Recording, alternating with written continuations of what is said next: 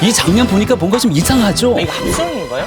이 같은 자리에 있었던 자리의 사진이고 우리 이거 서로 안 짠 겁니다. 네, 서로 진짜 지금 최초 공개입니다.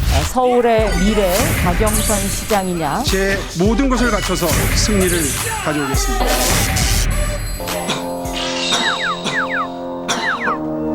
지금 누가 기침 소리를 내었어? 자당 후보에 도움이 안 되는 발언을 해서 엑스맨 아니냐 이런 비판을 받는 분들이 있다고 하네요. 타당의 엑스맨이 누군지 한번 좀 확인을 해보는 시간을 가져보겠습니다. 국민의힘이 봤을 때 민주당의 엑스맨 네. 누구라고 생각하십니까?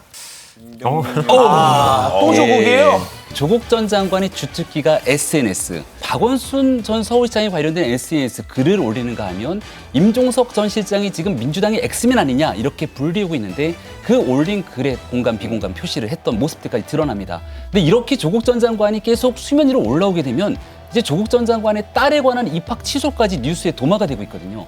이 모든 일들이 박영선 후보 입장에서는 중도로 외연 확장하고 안 좋은 모습들을 좀 덜어내고 가야 되는데 박영선 후보의 첫 번째 엑스맨이 조국 전 장관이 아닌가 생각이 듭니다. 아니 근데 그 자연스럽게 엑스맨 몇 명을 끼워 넣는 겁니까? 하고 반칙입니다. 어쨌든 묵직하게 조국 전 장관 얘기했고 네. 반박은 나중에 듣기로 하고요. 자, 김한규 대변인 뽑은 국민의힘의 엑스맨 누굽니까? 과연 궁금합니다, 진짜. 일단 누가 계신지가 잘 몰라서 보니까 후보자 본인이 제일 이 변칙 공격입니다. 이제 문제인 것 같아요. 그러니까 현재 오세훈 후보 지금 내곡동 셀프 보상 문제만 해도 초반에 간단히 인정하고 넘어가면 될 일인데 본인이 이를 키웠어요.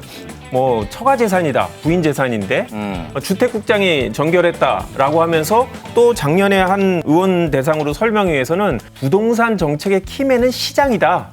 오세훈 이제 본인 시장 때 이명박 정부 초기에 보금자리 주택 한 거 기억하시죠? 이렇게 얘기하면서 스스로 자꾸 의혹을 키우고 있는 이게 이제 본인의 가장 엑스맨이라고 생각되고요. 그 다음에 오세훈 후보 딱 하면 딱 실패한 시장이 딱 떠올라요. 세빛 둥둥섬 그때 1,400억 들었고요. 네. 동대문 디자인 프라자 5천억 넘게 들었고 유람선 타게 하겠다고 양화대교 구조 변경하는데 490억 들었는데 당시 무상급식 때 여야 간의 다툼이 있던 금액이 딱 1,000억이었거든요. 네. 그때 다른 데 쓸 돈, 이 전시행정에 쓸 돈 안 썼으면 저희가 10년이 지나서 3선에 도전하는 오세훈 시장을 또 만날 이유가 없는데 여하튼 아무리 생각해봐도 오세훈 후보 본인이 엑스맨인 것 같습니다. 한번 좀 반박해 보실까요? 자연스럽게. 일단은 친하시잖아요. 그렇죠. 엑스맨이 없구나라는 생각이 문득 들었습니다. 왜냐하면 지금 하고 있는 얘기들이 민주당에서 오세훈 후보에 대한 공격하는 내용들이 있는 그대로거든요.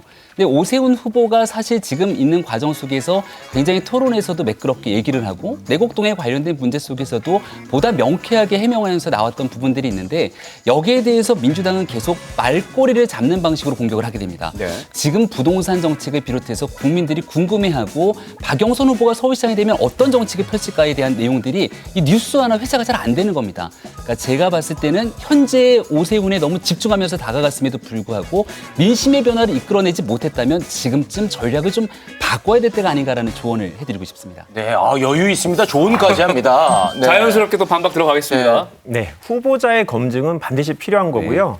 지금 서울시장을 뽑고 있기 때문에 서울시장을 해본 분이잖아요, 이분이. 네. 그러니까 당시에 어떤 일을 했는지를 보면 앞으로 어떤 일을 할 수 있는지를 보기 때문에 저희 내곡동 문제에 대해서 계속 말씀을 드리는데요. 법률적으로 보면 명확하게 틀린 해명입니다. 법적으로는 본인이 지정한 게 분명히 맞고요. 그다음에 아까 조국 전 장관 얘기하셨는데 좀 시간이 있으신 것 같아요. 조국 전 장관이 어디 가서 좋아요, 안 좋아요 누르는 것까지 찾고 다니시는 거 보니까 요즘 여유가 좀 많으신 것 같은데 이 입시비리 얘기하시는데 그렇다고 하면 저 멀리 박형준 후보 본인의 딸이 홍대에 입시 청탁을 했는데 뭐라고 변명하셨냐. 딸의 기억이 흔들린다. 아니 그건 딸만 있어요? 부인도 아시잖아요. 부인의 기억도 흔들리나요? 그러니까 지금 이렇게 지금 비판하시는 게 결국은 우리 오세훈, 박형준 결국 두 후보의 모습이 여긴 나오진 않았는데 MB, 이명박 전 대통령을 떠오르는 이런 시장 선거로 가게 되면 결과는 모른다라고 알겠습니다. 생각해요. 아주 짧은 시간에 부산까지 또 갔다 오셨습니다. 자, 그러면은 타당의 엑스맨 계속해서 한번 좀 선정을 해보겠습니다. 한 명 더 있어요. 국민의힘이 바라보는 민주당의 엑스맨 누굽니까? 엑스맨 2. 과연 궁금하네요. 누구죠? 오. 과거의 박영선. 저희는 과거의 박영선을 꼽았는데요. 지지층을 탄탄하게 결집하는 게 선거의 기본인데 박영선 후보를 보게 되면 과연 지지층을 제대로 결집할 수 있는 후보인가 이런 생각하시는 분들 아마 많을 겁니다.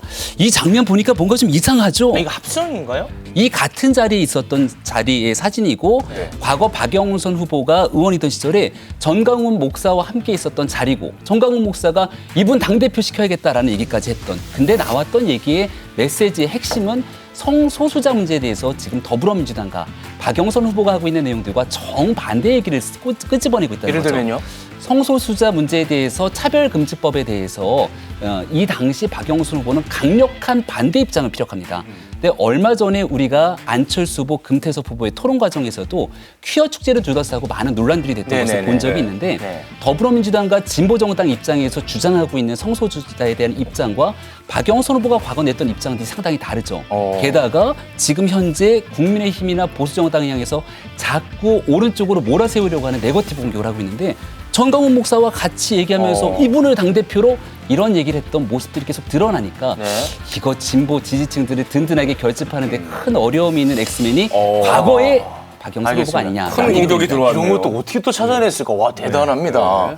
자, 그러면 네. 국민의힘의 엑스맨 선정해 주시죠. 저는 뭐 비교할 수 없는 정도의 얘기를 하려고 하는데요. 아, 그렇습니까? 네. 우리 이거 서로 안 짠 겁니다.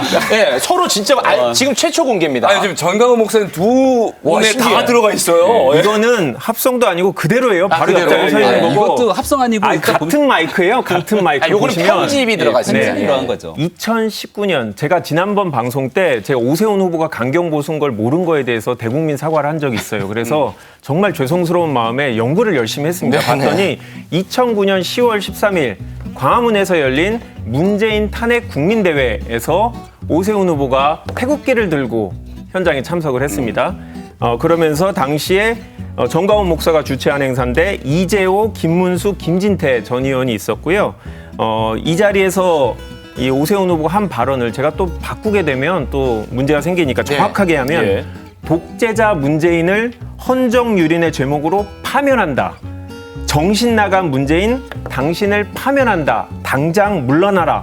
라고 수차례 외칩니다. 이날만이 아니고 그 다다음 주에 있었던 대회에서도 물러나라, 물러나라, 물러나라. 아주 제스처도 점차 이제 아주 강경하게 바뀌셨는데 만약에 국민들이 묻지도 따지지 말고 당시 동영상만 보신다면 저 케이스하고는 완전히 다르다는 걸 알 수 있으시겠고 오세훈 후보가 사실은 애국보수 태극기를 들고 다니시던 그런 분이라는 걸 알게 되시면 정말 중도의 표심을 얻기는 어려운 것 같습니다. 네, 사전에 정말로 어떠한 조율도 없었는데 네. 지금 선거판을 전광훈 목사가 지금 뒤엎고 있는 듯한 모양새입니다. 어쨌든 자, 반격해 주시죠. 저희가 합이 잘 맞는 것 같습니다. 진짜 아무런 준비 없이 예, 진짜로. 제 원고에는 제 얘기만 있고 김한규 대변인 원고에도 제 게 없을 거거든요.